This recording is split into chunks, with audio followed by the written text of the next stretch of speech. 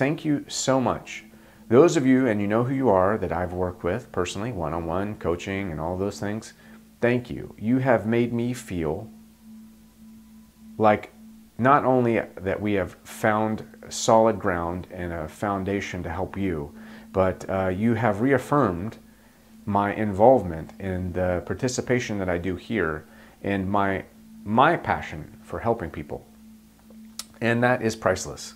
When you can work in the trenches and feel that sensation, that one-on-one of helping other people. And then all of you that watch me here and then are involved either via email or leaving comments, thank you to you as well, because this is your channel.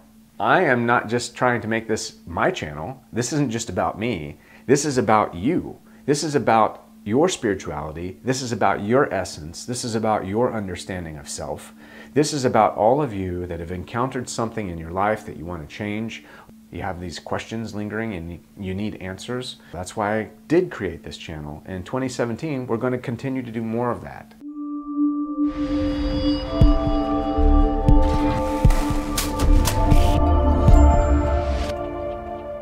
The topics that we're going to talk about today are in relation to the end of the year and kind of like what's been transpiring and what we've been investigating. One is about recognizing our patterns and our cycles and how we're repeating these patterns. And then two is about how the twin flame, or this kind of like catalyst moment, came in, and what does it mean? How does that affect us?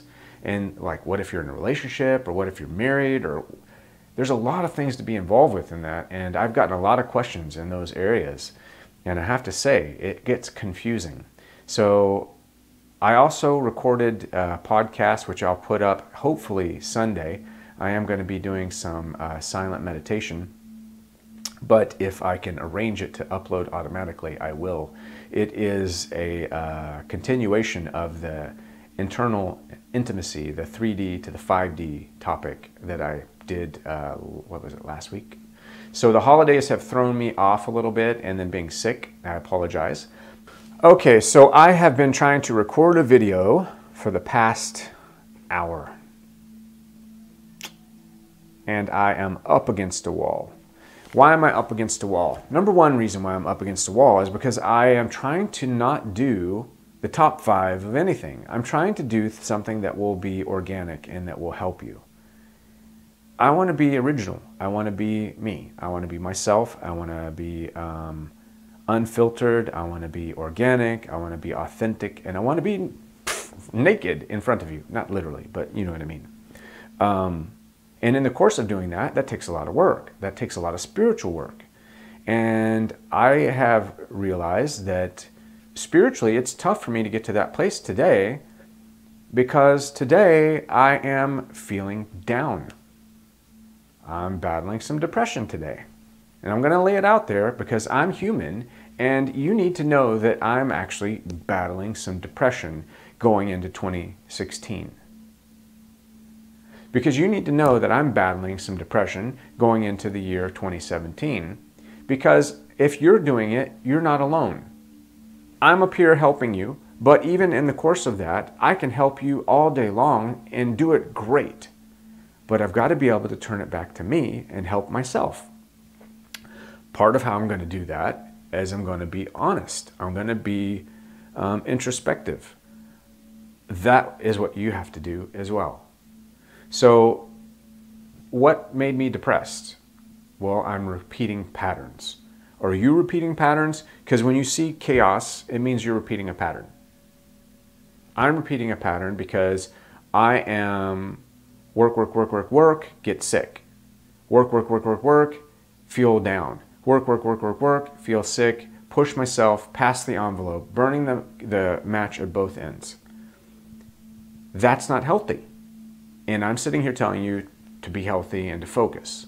So I have to redirect what I'm saying back to myself so that I can be authentic. And if I'm not doing that, I'm failing. Now, failing doesn't make me a failure. Failing means that I am trying and I'm giving it my all. And occasionally, yeah, you get an F on that report, but it doesn't mean that you don't graduate and you don't move forward. So I give myself a big fat F for today for trying to do something to bring you an organic message. So I'm going to go completely off script, completely off the cuff, and I'm going to take you down a road of what's happening from 2016 to 2017, and maybe something that will help you to be able to battle these holiday blues when it comes to being in love or having a twin flame that seems to be flickering just out of reach. You know, there's a reason why they say twin flame, because it's like a fire and it's like a light. Think of it like, you know, like when you're at a concert and everybody holds up their lighter and the lighter's burning and you're doing that and you look around and you see this massive wave of like flames. And it's really ominous. It's really cool.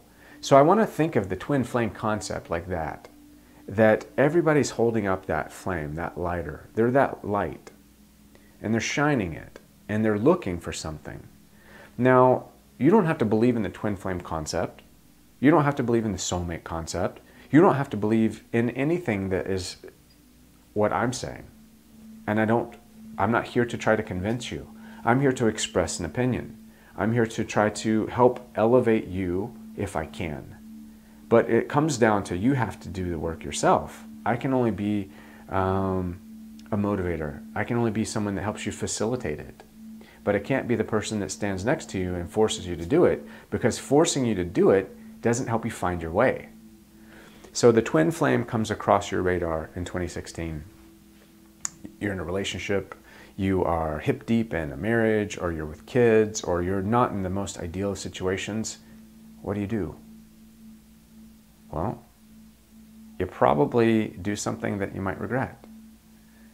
That is acting without thinking. Because you want to think about it. You want to really find out what you want. The twin flame can be a whistle blow, like all aboard, let's get on, it's time to go, and you run to it and you're part of that, and it's phenomenal. You learn as you go, you learn, you grow. Or it could be a wake-up call to where you're at right now, like a catapult launching a boulder over the castle wall, landing right in the middle of town square. Boom! Everybody likes, what the hell is going on? We're being attacked? By what? And it's like a wake-up call, like, whoa, we're here. And you've been going on about your life, and then all of a sudden you realize your life isn't exactly what you thought. So 2017 is going to be the year of the twins. I've seen it with astrology. I've seen it in doing intuitive coaching. It's going to be the year of open doors, also the year of closing doors. And you can be in a relationship with somebody and love them, right? Love is synonymous. I hope that you love the person that you're with, even if it's not your twin flame. Even if you don't get along, I hope that you love them. And I hope that you treat them with the compassion and the sympathetic nature and that attuned nature that you're looking for. As you begin to plant the seeds of a new relationship, I would hope that you would understand that you must come from a place of being attuned and aware to have this elevate into something good, something great. If you are in a relationship where you repeated past patterns, let's look at it, how does that compare to like the New Year? It's like when you make a resolution for your New Year's and you fail and it doesn't work out. Does it mean you're a failure? No, it just means that either one, you set your expectations too high and it was impossible to meet, or two, you didn't try, that you just gave up. Now, like they say, no decision is a decision. And if you make a decision and you fail, lesson learned, you move on and you learn from that. There's a lot of things that are going on all around us right now. There's a lot of wake-up calls that are going on all around us. If you're in America, we got a new president coming in. We've got people that are making stands at Standing Rock. We've got just a lot of issues that are on the brink of being addressed. So 2017 is going to be a year of exfoliation and of growth. and of uncovering and looking beneath the surface when it comes to you. When your twin flame comes across your radar, you need to start looking deeper within yourself. You need to start addressing, number one, what is my passion? What am I passionate about? Have I been living a life of passion? Have I been living a life that's true to me? Because if this twin flame has come across your path and all of a sudden you feel like you don't belong where you're at, then is it because you weren't living your truth? Were you living below your truth? Were you hiding your truths below the surface out of fear? What were you afraid of? What am I afraid of? Let's help the conversation to start. I'm afraid of failing. I am afraid of being alone. And I'm afraid that if I don't work 24/7, if I don't try to find my way in this world, that I will get washed to the side. And that was always a big fear of mine. My father, when he died, we had nothing. It was tough. Is it an excuse? No, but it's a point of my failure. It was a point where I felt at a low. And that was a cycle that I had continued to repeat over and over and over. Then I started learning that if I find my passions, if I look at where I want to go, and then if I identify my chronic problems related to that, I can start to change my direction. There's a great book. Everybody that I start working with personally in coaching, I have them read The 4 Agreements by Miguel Ruiz. You have made agreements in life that you don't have to adhere to any longer. Each agreement that is your old story. You're a new person. You're living a new life. You're in a new place. Start looking at each day as a new chance to do something that you want. Every day is a new chance to be great, to do something great. Patterns are changeable. They really are. Repetition will help you change it. You have to approach this like an athlete would. You have to study yourself. You have to understand how you move. Like, if I get into a relationship and someone starts to get close to me, do I start to get fearful of being hurt and pull away? I'm not adhering to my love languages. You're getting close, everything is going well, and then you get fearful that you could be hurt.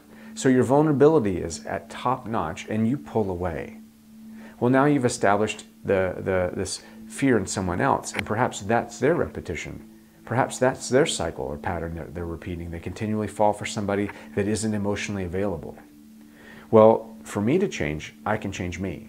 So if I know that I'm going to cling to being emotionally unavailable at a particular place in the relationship, I have to make that known. I have to establish a high level of communication with my partner and myself, and then I have to live it differently.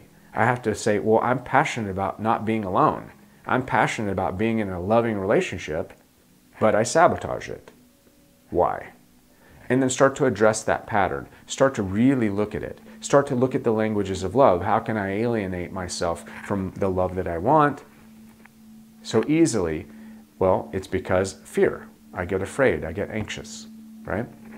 So if I start to say, well, to overcome this, let me go closer. Because generally, if what you resist persists. So if I'm resisting getting close, it's going to get, if I'm like, I don't want, it's going to be even worse. So I want to get closer. I want to break that barrier. I want to go closer. I want to dive in deeper.